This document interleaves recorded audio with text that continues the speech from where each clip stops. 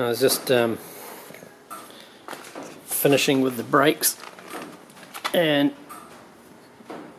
bolted the rim up onto here, but these little proud pieces here on the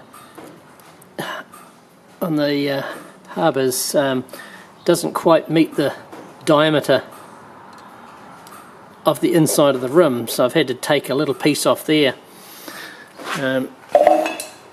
That wasn't the only bit though, because where the shoes are on the braking face, I had to take another 3 mils to allow for the width of the shoe on the inside, so I had to take just that 3 mils there off. This one's already been done. You can see I've had to shave just a little extra piece off there to fit the inside of the rim on. I don't think they're built for these rims, but they're not too bad of a drum brake. So nothing is a perfect fit. I've got just about everything all intact now. Got the new alternator. I put the new alternator on because to change it, the other one was not exciting properly, and to change it you've got to take the inlet manifold off, the T intersection, carburetor, distributor cap, and then on the other side you've got of the tin housing, you've got to unbolt the fan off the other side of the alternator, and then the little piece of tin that holds the alternator on, and then the alternator comes up. And if the other alternator had something dicky with it, because it was not exciting straight away when you put it on start the motor up, it's easy just to stick a new one and away you go.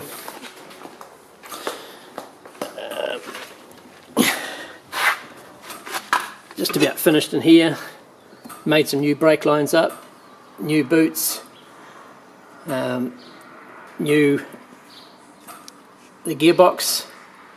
The gearbox sits slightly high by about 5-7 millimeters, which was a bit strange, and coupling didn't line up inside. All new bearings, seals, shoes. What else have I done?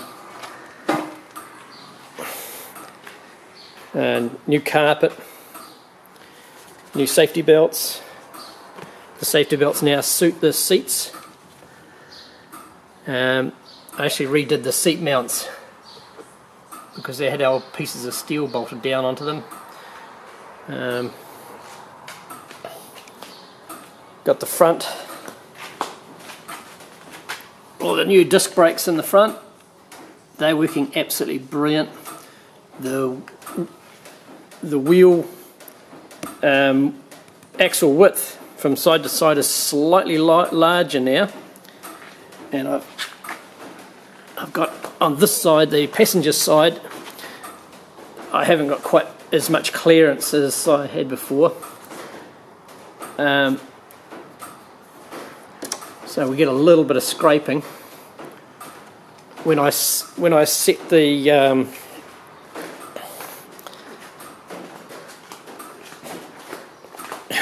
when I set these up, the spring plates, I gave this side 14 degrees and the other side 15 degrees to try and rock it over a little bit to stop the narrow wheel clearance on the passenger side.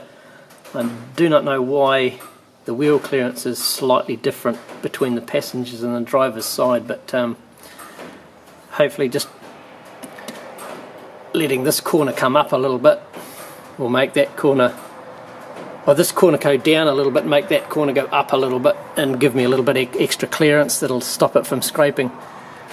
If not, just put a slightly lower profile tyre in the front, because they are a big profile, and if I put a lower profile in the top, in the front.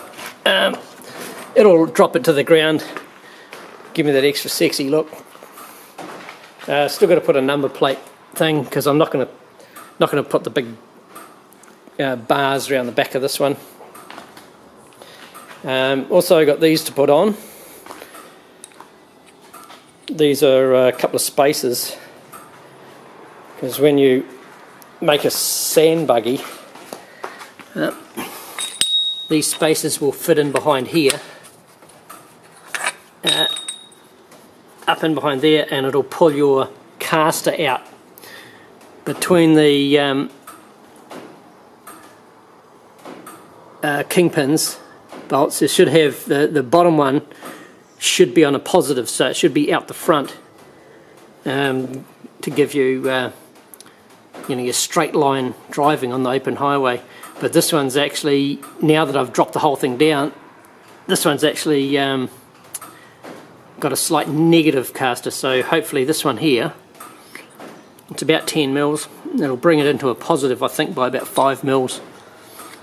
7 to 9 mils positive would be good by the sound of what I've heard, but what I've read, but if I get 5 mils out of one set, I'll be happy with that. Still be nice light steering. So there's where we're at so far. We're just, if I bleed the brakes today, I could just about go with another spin. We'll when we get it up and running, we'll give it another blast and show you how it goes.